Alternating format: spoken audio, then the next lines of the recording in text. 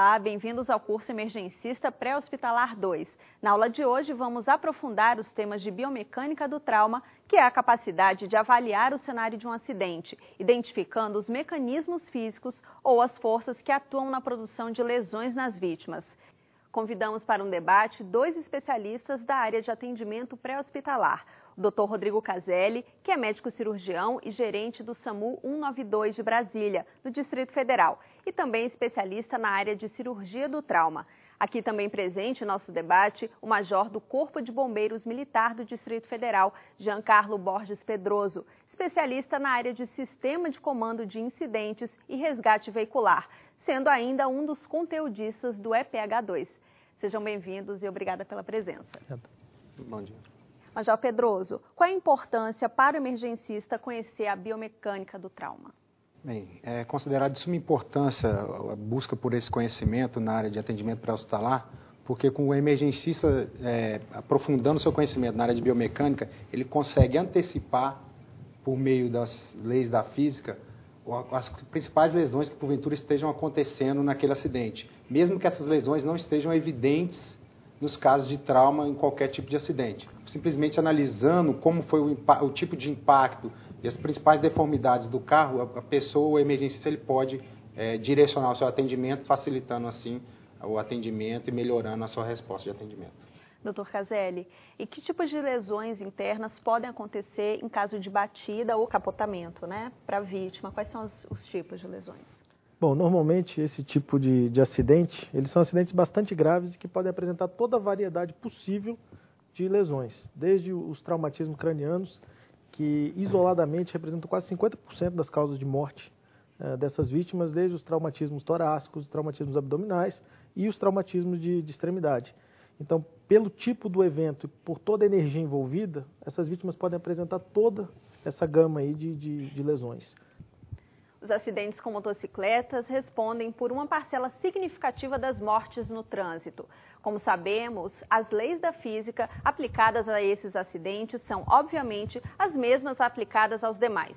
Entretanto, os mecanismos de lesão podem ser bastante diferentes daqueles vistos nas batidas com automóveis e caminhões. Major Pedroso, o senhor pode explicar melhor por que ocorre essa variação entre os tipos de colisão?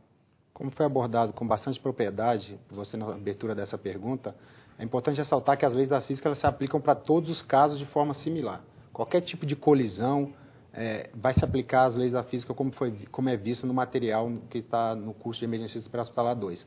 Só que algumas diferenças são importantes ressaltar e são basicamente nos tipos de veículos que ocasionaram o acidente, o objeto onde foi direcionado o acidente, a velocidade, a aceleração, entre outros tipos, além dos mecanismos de segurança dos próprios veículos. Airbags, barras de proteções laterais de segurança e outros mecanismos de segurança, as lesões provavelmente serão diminuídas nesse impacto.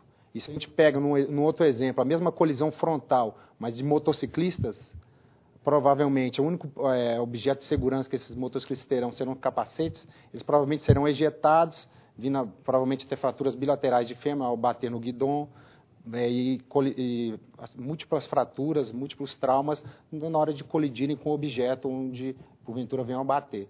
Então essas diferenciações são importantes a gente abordar e cabe o emergencista analisar qual é o tipo de colisão e os objetos envolvidos. Normalmente pode-se encontrar dois padrões associados aos atropelamentos. As diferenças são associadas com a faixa etária da vítima, adulto ou criança. Além da diferença de altura, há a diferença significativa de comportamento. Dr. Caselli, o senhor poderia explicar melhor esse contexto para a gente? Normalmente existe um padrão de lesão correlacionado com as crianças em função da sua altura.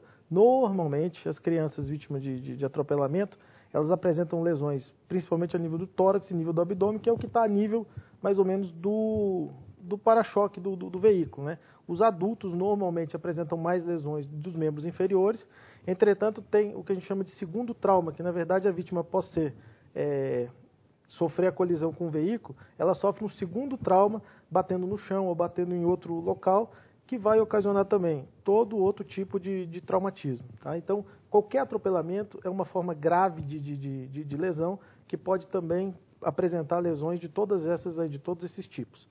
Com relação à diferença da criança, a criança normalmente, pelo próprio tamanho ela apresenta uma concentração maior da energia durante o impacto, porque é a mesma energia concentrada num corpo menor, num volume menor. Além disso, a criança, em função desse tamanho, ela tem uma reserva fisiológica menor do que o adulto. Então, uma perda de sangue para um adulto, por exemplo, de 500 ml, pode corresponder a nem 10% do volume de sangue desse adulto, o que numa criança pode corresponder a mais de 50% do volume dela. Então, a resposta dela é mais difícil por causa dessa menor reserva fisiológica que ela tem. Então, normalmente, são lesões mais graves que demandam um cuidado mais rápido. Major Pedroso, no caso de quedas que fazem parte do cotidiano, o que o emergencista ele deve observar? Bem, pertinente a pergunta, são 3 pontos importantes que devem ser ressaltados com relação às quedas. O primeiro dele é a altura da queda que vitimou essa pessoa. A gente considera dentro da área de atendimento pré-hospitalar que uma queda na altura de 3 vezes maior do que a altura da pessoa que veio a cair é uma queda grave. Mas isso não significa dizer que uma pessoa que cai da sua própria altura, por meio de um desmaio, uma síncrope, não seja um caso de trauma e o emergencista tem que analisar com cuidado isso. O segundo ponto é a superfície pela qual a vítima caiu. Existem padrões diferentes de troca de energia quando a vítima cai sobre o solo, uma parte rígida de cimento, por exemplo, o asfalto, e quando ela cai sobre a água, sobre a grama, a troca de energia é diferente. E o terceiro ponto importante é o primeiro ponto que tocou do corpo, né, a primeira parte do corpo que tocou ao solo. Porque geralmente, pelo princípio da inércia, é a parte do corpo que vão ter as maiores lesões, porque é a parte que absorve a energia e depois é dissipada para outras partes do corpo. Então, é importante o emergencista ele diagnosticar e pesquisar esses 3 pontos importantes para que possa atender de forma mais rápida e eficiente as vítimas de queda. Doutor Caselli, muitas pessoas são vítimas elas ficam tetraplégicas por conta de mergulhos em lugares rasos. Como é que o emergencista, o que ele deve fazer nesses casos? Um dos princípios básicos de qualquer atendimento pré-hospitalar, seja ele qual for o mecanismo de trauma, é exatamente o cuidado na manipulação da coluna cervical dessa vítima, né? Então, o cuidado no transporte, o cuidado na manipulação, considerando que aquela vítima ali pode ter uma lesão ou uma potencial lesão que ainda não tenha se consumado, mas um transporte feito de maneira inadequada ou uma mobilização inadequada pode desencadear aquilo ali. E o que acontece nessa situação é que, normalmente, dependendo do nível da lesão da coluna, ela vai acometer um nível diferente da medula, que é o que passa todo o link entre o sistema nervoso com o resto do organismo. Então, dependendo da altura dessa lesão, a vítima ela pode ficar paraplégica, pode ficar tetraplégica ou até ter morte instantânea por causa dessa lesão, por um mecanismo direto de compressão dos ossos que fazem a coluna na medula. Neste módulo, os alunos viram que as lesões associadas a ferimentos penetrantes podem ser estimadas por meio de uma classificação dos objetos penetrantes. Major Pedroso, o senhor pode explicar como é que ocorrem esses níveis de energia e quais são as lesões associadas? Com certeza. É importante destacar a aplicação da lei da física, pelo meio do princípio de que nenhuma energia pode ser criada nem destruída, e sim transformada. E nos casos das lesões por objetos penetrantes, elas fazem muito presente esse princípio, principalmente na criação de cavidades temporárias e cavidades permanentes, que são onde ocorrem as lesões. Os níveis de energia dentro da biomecânica, nesses objetos, a gente trata de 3 formas. Primeiro, de baixa energia, que geralmente são ocasionados por objetos como punhais, facas, estiletes, ou seja, armas brancas, em que o autor da lesão ele não consegue disparar a uma velocidade muito grande, fazendo uma troca de energia baixa. Ou seja, a cavidade temporária vai ser bem próxima da cavidade permanente. Avançando um pouco mais, a gente tem um nível de média energia, geralmente ocasionado pelas armas de curto calibre, armas de fogo já, onde a velocidade da energia é muito maior. Então, causa uma cavidade temporária maior do que a cavidade permanente e, claro, as lesões associadas tanto na cavidade temporária quanto na cavidade permanente. E, por último, as de alta energia, que são ocasionadas por armas de grande calibre, geralmente por fuzis e armas como escopetas, etc., em que a troca de energia é muito maior ainda, ocasionando uma cavidade temporária bem elevada e lesões associadas por várias partes do corpo por onde passou esse projétil. Doutor Caselli, qual é a diferença entre uma lesão provocada por arma branca e por arma de fogo? Existem várias diferenças, mas basicamente as lesões causadas por armas brancas, elas tendem a ser lesões de menor complexidade, embora elas também tenham gravidade, porque normalmente são lesões lineares que seguem o trajeto exatamente do objeto, né? Então são lesões únicas que seguem o trajeto. As lesões por arma de fogo, como o Major Pedroso já falou, por estar envolvido uma quantidade de energia muito grande, tem o fenômeno da cavitação, tem a própria deformidade do projétil, que na verdade transforma aquilo ali num objeto maior. Então, o estrago que ele faz, a lesão a nível de tecido, ela ocorre tanto pela deformidade do objeto, quanto pela dissipação da energia, quanto pelo calor provocado, e muitas vezes a diferença de densidade nos tecidos do trajeto dessa bala faz com que essa bala modifique o seu trajeto.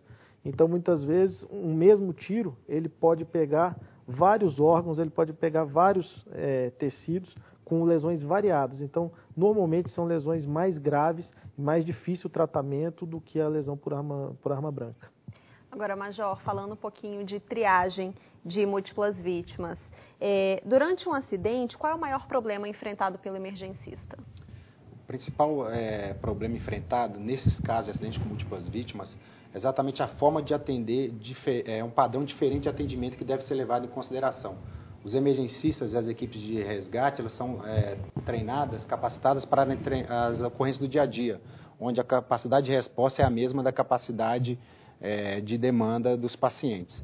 No caso do acidente com múltiplas vítimas, a gente foge um pouco essa regra, a gente tem que adaptar nossas condições de recursos humanos, recursos materiais, para atender uma gama maior de pacientes. Então, a gente tem que modificar um pouco a nossa forma de atendimento. E, para isso, sim, a gente tem que modificar as formas de treinamento para que possam capacitar as equipes para fazer o atendimento a múltiplas vítimas. Nesse caso, como é que deve proceder a equipe médica? Nesse caso, como foi dito, as prioridades do atendimento, elas mudam. Uma coisa é você ter equipe necessária e suficiente para atender um número determinado de vítimas, onde a gravidade das lesões vai ser o principal critério de triagem, né? Quem for mais grave vai ser atendido primeiro.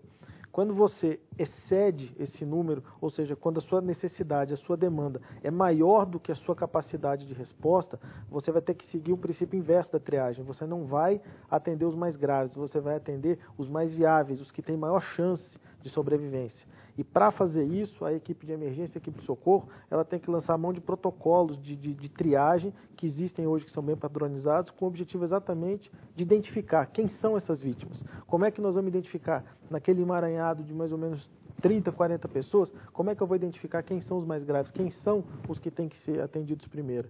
Essa, na verdade, é a maior dificuldade no atendimento, numa situação dessa. E o procedimento tem que ser ágil, rápido? Sim, o procedimento tem que ser ágil, até porque normalmente você está envolvendo um desastre, então está envolvendo um local perigoso, está envolvendo uma situação de risco, tanto para as vítimas quanto para as equipes, então o procedimento ele tem que ser ágil, tem que ser bem organizado e bem articulado. E de que forma os emergencistas eles podem continuar dando apoio às vítimas nesses casos de acidentes?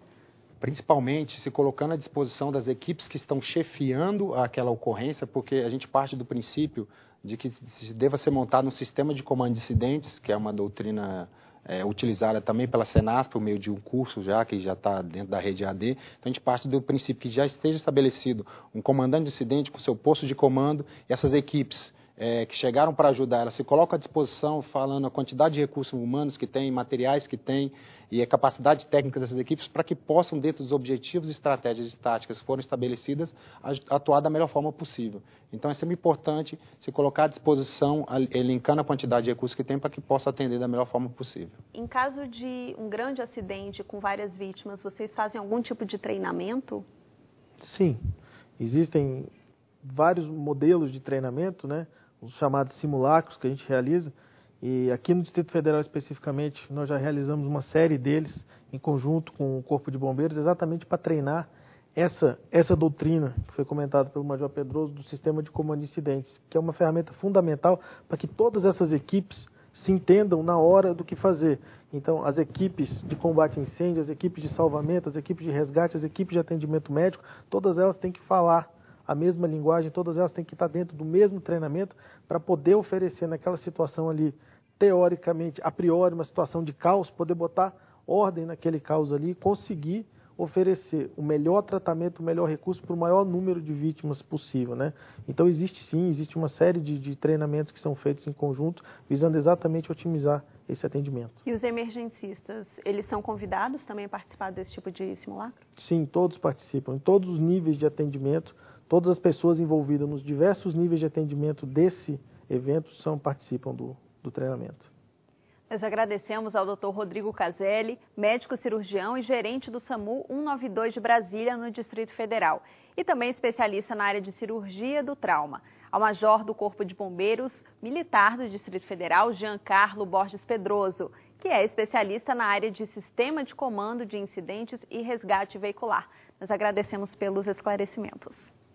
Primeiramente, eu gostaria de agradecer a Senasp pela oportunidade de estar aqui debatendo um tema tão importante, considerado na área de atendimento pré-hospitalar, que é a biomecânica do trauma, e reforçar que todos os emergencistas devam trabalhar em conjunto dentro dos seus estados para que possam fornecer uma resposta mais eficaz a toda a população por meio de um sistema de comando de incidentes ou outra ferramenta de resposta, agregando, além de outras informações, a parte biomecânica do trauma. Bom, gostaria de agradecer a oportunidade de poder contribuir com o Senasp nessa capacitação e lembrar para o pessoal, para os alunos, que essa parte de biomecânica do trauma ela é importante, ela tem que ser investigada, ela tem que ser buscada, que ela é uma informação que tem que ser passada para o médico cirurgião que vai estar atendendo aquelas vítimas ali, que muitas vezes não apresentam lesões que são muito evidentes e que essa história do trauma, esse mecanismo do trauma pode trazer para a gente informações importantes e suspeita de lesões para que se possa ir atrás e promover um tratamento adequado para essas vítimas. Obrigado. Nossa videoaula do curso Emergencista Pré-Hospitalar 2 fica por aqui. Bons estudos e até a próxima.